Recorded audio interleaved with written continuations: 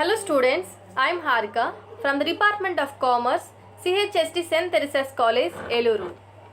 Today I am discuss rural banking from the unit of Unit 4. What is the meaning of rural banking? Rural banking traditionally has received the financial needs of people living in remote areas of United States, unlike the banks located in more populous urban areas. Rural banks may have relatively small and specialized customer base spread over a far greater geographical areas. Examples include banks with an agriculture focused or those servicing a small urban commodities. Next we discuss features of regional rural banks. The regional rural banks are the newest form of banks that have been set up in the country on the sponsorship of individual nationalized commercial banks. At the end of March 1994, the number 196 with about 14,500 branches covering 408 districts.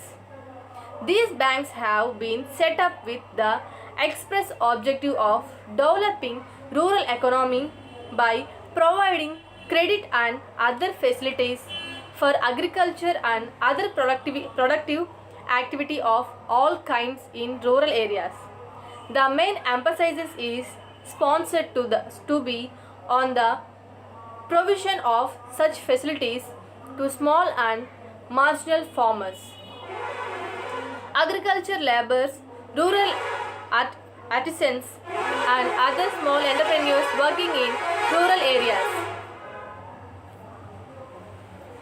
The area of operation of each rural bank has been limited to a specified region comprising one or more districts in anything.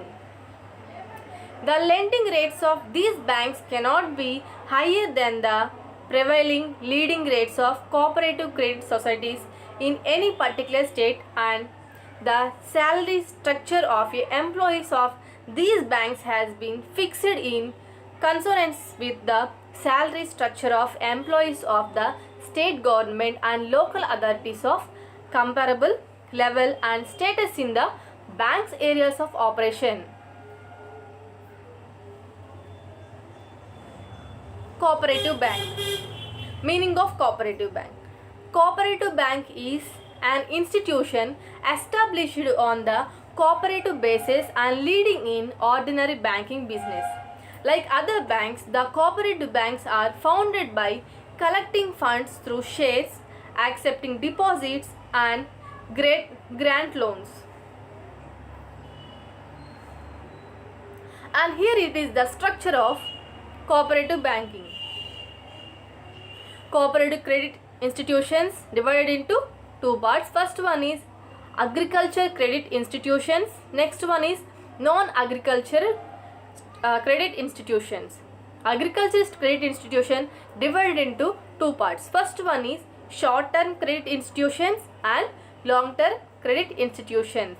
That is called land development banks.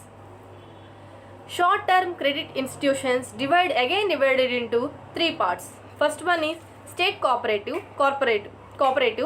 Second one is central cooperative banks. Third one is primary agriculture credit societies.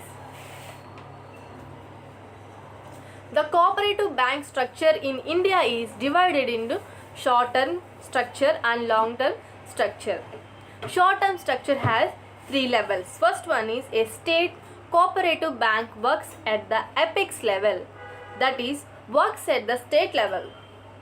Second one, the central cooperative banks works at the intermediate level, that is work at district level. And the last one is primary cooperative credit societies at a base level, that is works at village level. Next one, long-term structure has two levels.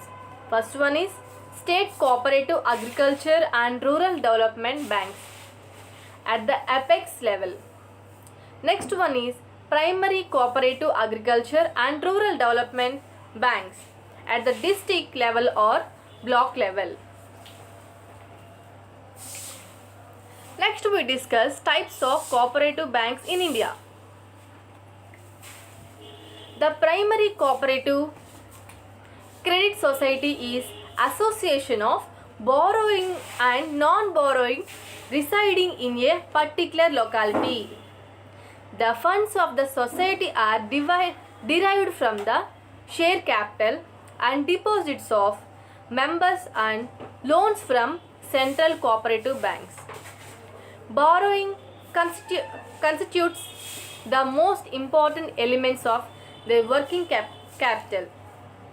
The borrowing powers of the members as well as the society are fixed but may differ from state to state. The loans are given to members for a purchase of cattle, fodder, fertilizers and pesticides. Next one is central cooperative banks. These are the federation of primary credit societies in a district and are of two types. These have a membership of primary societies only. These are having a membership of societies as well as individuals. The funds of the bank consist of share capital, deposits, banks and overdrafts from state cooperative banks and joint stocks. These banks provide finance to members societies within the limit of borrowing capacity of societies. They also conduct the business of joint stock bank.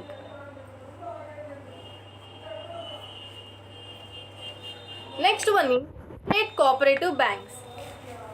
The state cooperative bank is a federation of central cooperative bank and acts as a watchdog of the cooperative bank structure of the state.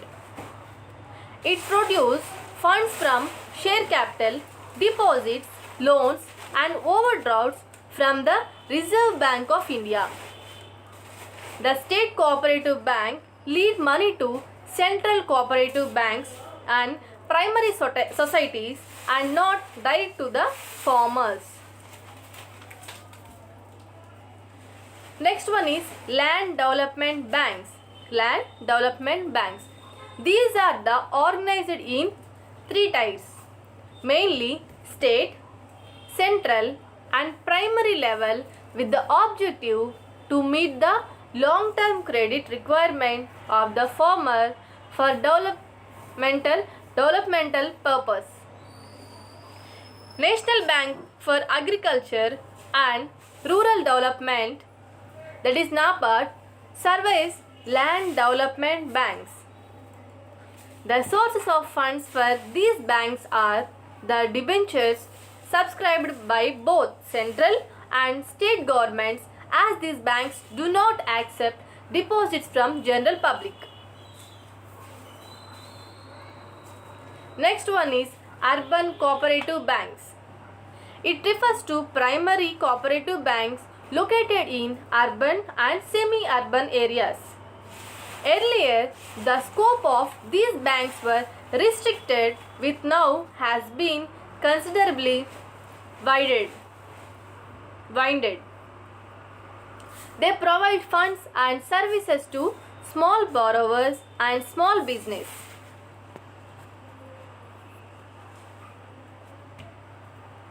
Next one is features of cooperative bank.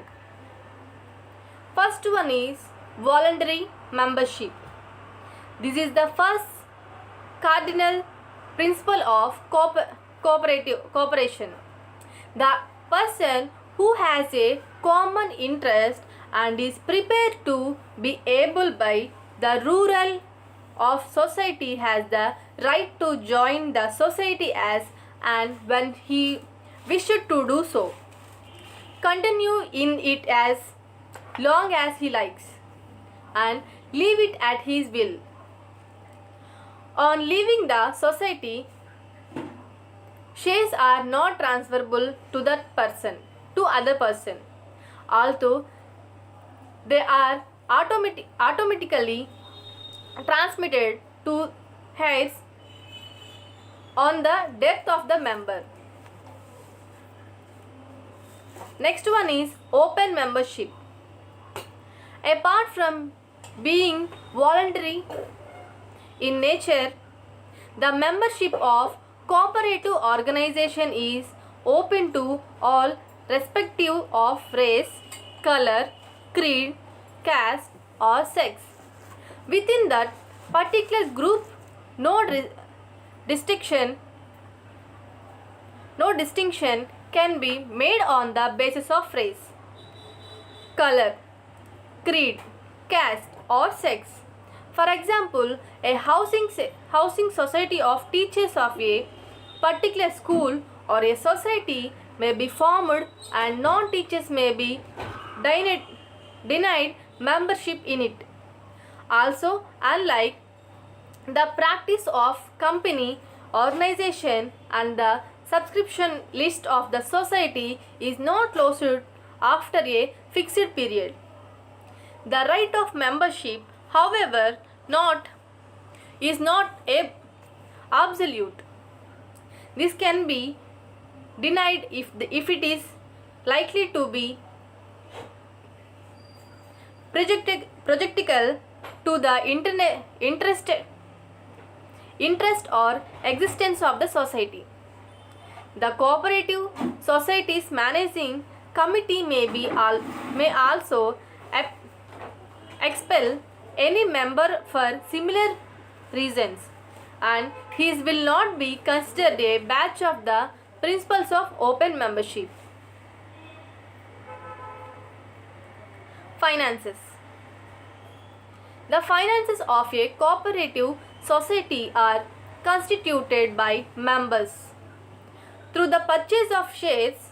Since cooperatives are generally formed by the weaker and poorer sections of the society, their capital collections are merged.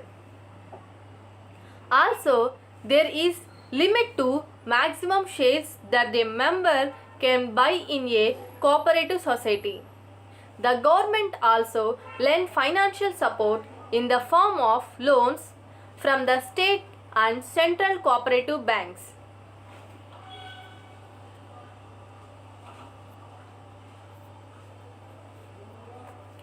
Liability of members.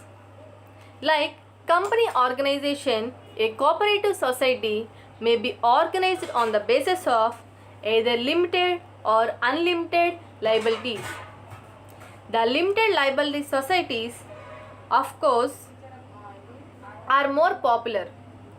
In the case of limited liability societies, the word limited must be used as part of the society's name.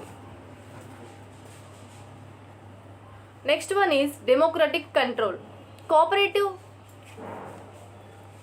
is democracy in action. The business of cooperative society is generally managed by committee elected by the members at annual general meeting. Since most of the cooperative operate on a local scale, the meeting of the members are well attended, and this puts the managing committee under a lot of close supervision. One man, one vote is the basic element of cooperative democracy. But in cooperative, one member may have 10,000 shares and the other only one share. But each would command one vote only, and no proxies would be permitted.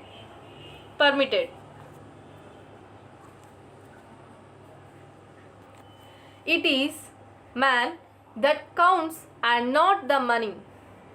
Further, maximum shareholders for an individual member may be prescribed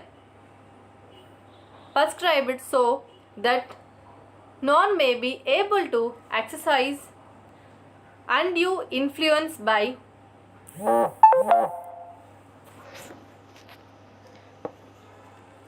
by virtue of his holdings in a cooperative, or may resort the blackmailing by threatening withdrawal of his substantial holdings. Again, to strengthen democracy, some issues are not decided by a bare majority alone, but by two-thirds or third-fourth majority. Democracy is to be preserved through a regular system of membership education, frequent meeting of general membership, managing committee and subcommittees with the maximum number of members are to be associated. Limited interest on capital. Corporation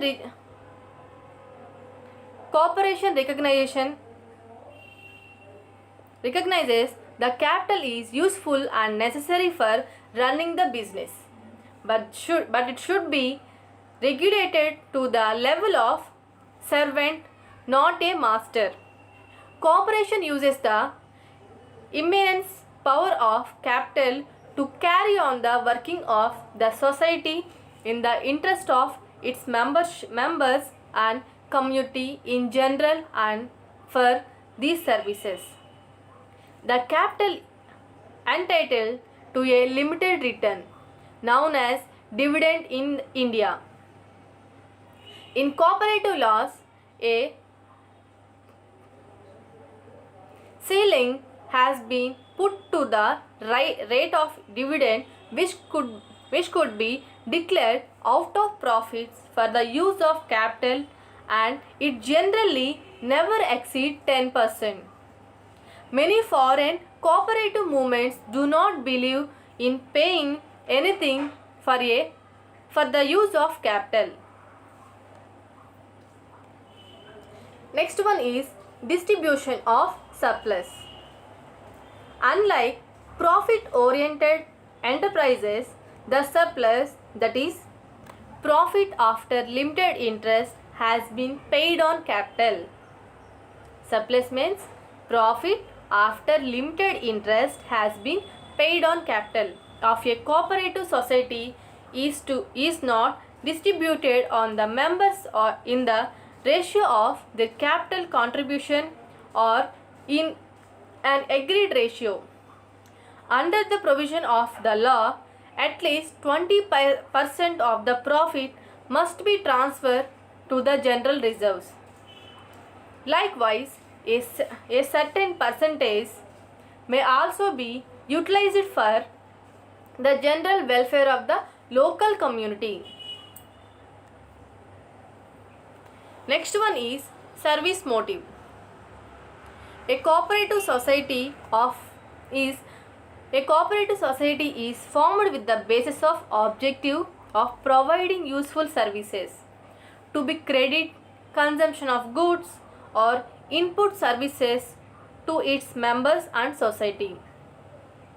In other words, the objective of a cooperative society should not be to maximize profits at the cost of others, as it usually the case with other types of business enterprises. Also, it does not mean that a cooperative society should sustain losses.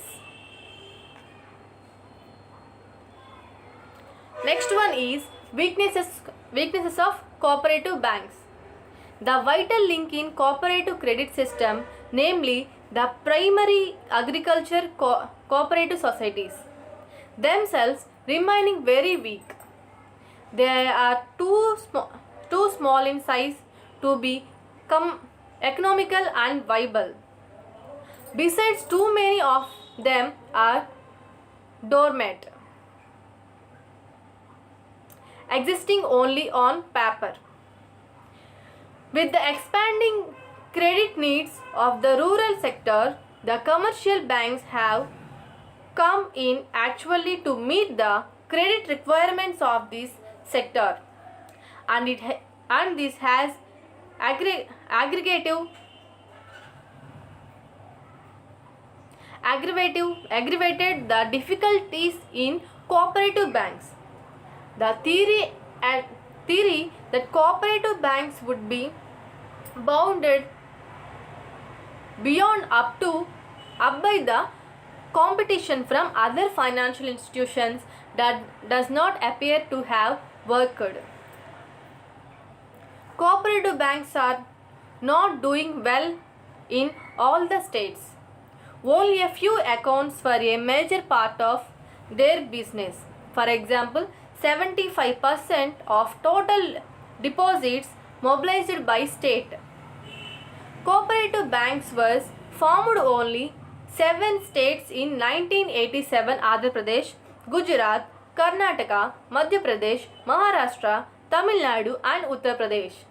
These banks still rely very heavily on refinancing facilities from the government, the RBI and NABARD. They have yet not been able to become self-reliant in respect of resources through deposit mobilization. They suffer from dangerously low or weak quality of loan assets and from highly unsatisfactory recovery of loans.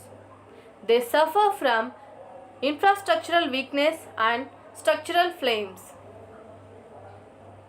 They do not look like banks and do not inspire confidence in the potential members, deposits and borrowers. Poor resources based in main constraints of these banks. Relatively low per capita based and less equity based due to non-participation of the members in financial activities and limited areas of operation is become a permanent obstacle in the progress of this sector. Poor profit position and burden of huge accumulated losses of several cooperative banks has threatened by very survival of these banks. The amount of cost management of this sector has adversely affected its profitability. Most of the cooperative banks are suffering from the lack of professional management in the regulatory environment and stiff competition in the banking sector. Due to lack of the professionalism in carrying out banking activities, the weakness of these banks have become more prominent. Many cooperative banks even now continue to follow age-old system and procedures, which are not conducive in present technology-driven banking environment. Expect some cooperative banks technical development in information technology or computerized data management is conspicuously absent. There is a lack of proper governance. Corporate governance has great relevance in the present environment as there is no formal system cooperative governance in cooperative banks. Many banks have become the hotbed in political potagage,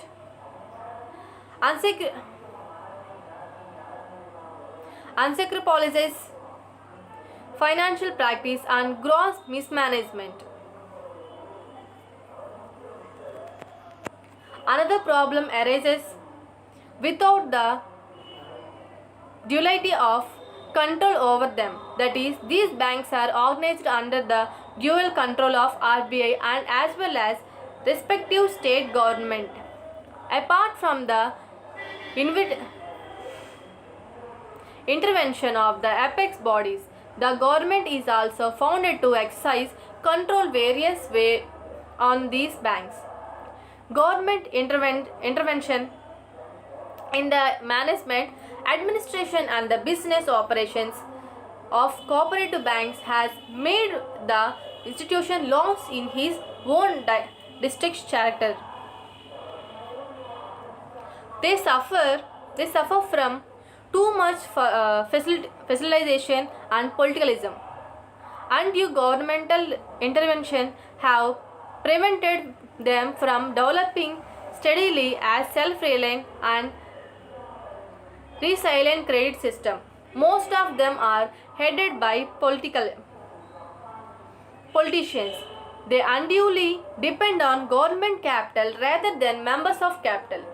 This is the one active participation of these members in their working which can more about if they work with the members.